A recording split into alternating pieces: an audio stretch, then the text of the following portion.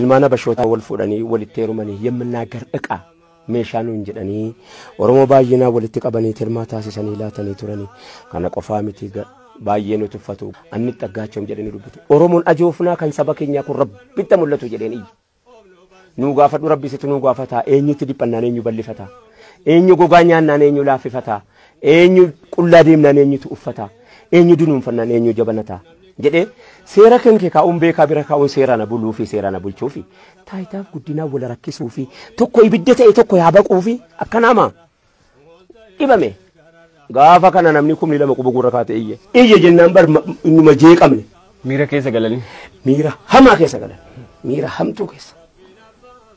hamtuu keessa galanii darajjiin tasgabbeessuu dadhabee akkana qofaa miti gaa isa bira dhaabbadhee moggaasaa danatee kana afaan mimmi'oosan sila jedhe bakka kaayyoo hundaa barreessee qubee oo kana shani beeytaa Oromummaa barbaacha qubatti keessa achumatti si hambisa oo jedhaddee kanaanis yaa rabbi ana ta'itti laateettee qubatti keessa oo jedha ammas owwaannaadha tokko oo jedhee si waamnaan owwaatte jala si galtee maqaa keetti maqaa saba keetiiti ittiin boonta waan ta'eef owwaattaati yeroo owwaatte si hawwata yeroo si hawwate qubatti keessa kooti jettee achitti hafta. Moggaasaa danatee kan afaan mimmi'oo iddoo kaayyoo hundaa barreessee qubee funyuun nu xaxxaqaalee nu hidhee gaadi'oo tolfataa gorfataa uummata doodi'oo. Egaa waan akkasiiti uummanni iyyee tasgabbii dhabee achii ammas hidhaa lammaffaatu jira. Seennee ni dhabnee hin hidhamne. Booddee darajjii tolaa kuni laphee naa baate. Anumaaf sodaate nama baay'ee miidhame. Harka isaattis nama baay'ee miidhame jedhamee yaadama. Inninis immoo keessa immoo laphees namaaf baata. Itti jirti wanni itti jiraatti jirti. Garuu achi keessatti sabboonaa wayii natti fakkaata. Jaruma keessatti iyyuu sabboonaa wayii natti fakkaata namichi kuni. Raayya naan jedha. Duudhaaf jarjaraa jirtaa naan jedha. Kophaatti na baafatee ati duuf jarjaraa jirta. Utuu silaa haftee hawaasa kanaaf biyya uummata kee kanaaf waa buuftaa. Tu biyyi silaa haftee tu jarjaruu baatte uummata kee baatii sagalii dhameerammoo. Hidhaan kan koo heeraan hin baane heeraan akka namaa taaddisoo fudhadhee waraqaa eenyummaa isatu amma hawaasni ati kaleessa yeroo ati kaleessa akka sanatti uummata kakaaftu sana warri si arge si ajjeesuuf deemaa naan jedha. Baqachuuf jedhanii si rakkatu sirkutu hin duutaa manuma jedhe kun nama meeqa tasitti hafe. Dabballee ta'e natti himee kana. Anillee hadhareef hin dubbadha kun. Adagawa hawaasnis du'eera darajjeen sunis nan dhagaye garuu duusa.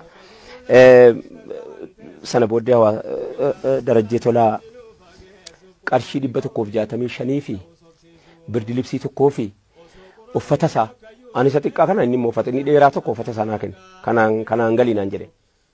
Innaan lakki ani uffata faatikii kaniin waraana keessaa ittiin dhufee qaba suman uffadhee galaan jedhe.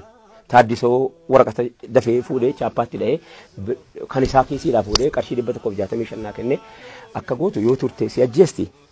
Abbaan ajjeesu kanaan hin beekum isumaan waan diinan jedhaa jira waan ta'eef. Heeraan ala na baasee mana hidhaa keessaa achi ka'ee ijoollee Oromoo lama waraana kan turte. Waraana dhaabbata dimokiraasummaa uummata Oromoo kan turte ijoollee lama hidhannoo wajjinii naa kenne. Geessaati baabura Dirredawaa geessaa yaabbachiisaa kottaa jedhe. Naalaatee hagalatoomu du'aan isaallee. Tattaaffii akka inni naambisuudha tattaaffii godhaa jiru bareeraan. Asirratti goobanaa amansiisaa kan jedhamu kan amma ijoollee amboo gudarii ijoollee gudarii seenaa kan koo baay'ee akka gaariitti beeka. Goobanaa amansiisaa kun gaafan dhukkubsadhee na baadhatee haakimina geessaa gaafan loltuu dhallee loltuu dhiira jabduu siiti garuu lubbuudhaan jiran dhaqee erga dheeraan bootti. Ammayyuu. Eeyyee. Dhiira jabduu siiti. Goobanaa amansiisaa jedhama diimaa dheeraadha gaafa sana lola kana girnoof dhukaasa mucaa bareedaa tokko. Ani ndua jedhee laphee baadhaa fi ture kan kooliise anu fi kooti mukarra taa'ee fa'i lola. Akkasii galatoom. Ajaa'iba seenani gabaabaa seenetti ranuutu qaa'ennee qabatee nuun deeme. Sayyuummoo ammayyuu waan walakkaa geenyinsa. Wayyoo haadha ko. Innum. Baay'ee ulfaadha. Achirraa artii irratti yeroo as dhufte waa'ee artiitti na gaafatte haasaa taasaa tuule malee sana booddee dhufeetanii gaa. Eenyu ciisaree mana hidhaatii gaafan bahee dhufu hawwisoo adda bilisummaa hawwisoo maccaaftuu lama Elfinesh Qannoo Zariyoon Wadaajoo fa'a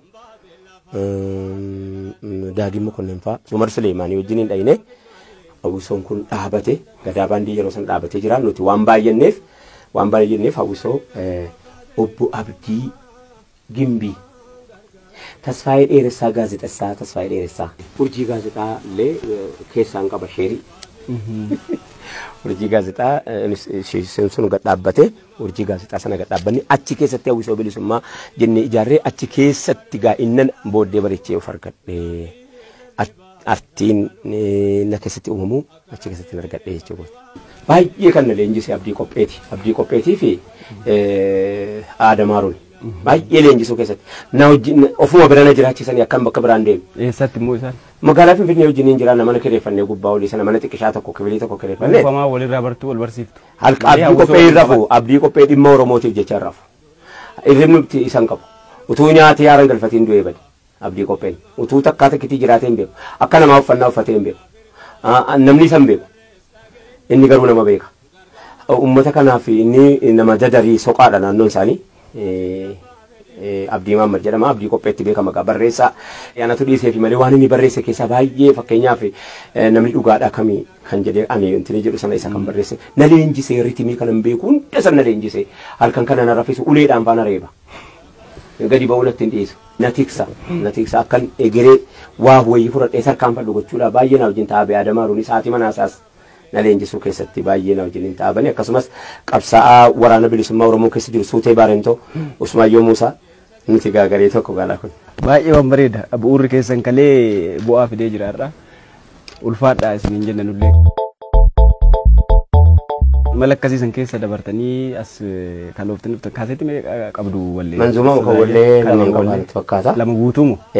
Kaanii hundi isaatu gaa karuma hawaasaa kanatti gannaannaa meeshoo muuziqaa jala jiraafe maleetu jala jiraachuu baatee fa'aa waan dhorkamaa natti hin fakkaatu walaloo kan akkan beektota islaamaa gaafadhe kaasettii CD kan islaamaa afaan oromootiin CD 31 qaba akkasi. Sa manzumaa yookiin nashidaa inni kana. Eeyyee. 31. Sanuu dheeraa. Dheeraadha. Hundisaa bakka meeshaa hundisaa sagaleedhaan kan bargoota. Mata marraa jettu waan amma dheeratu kan amma. Nan barreessa baay'een barreessa.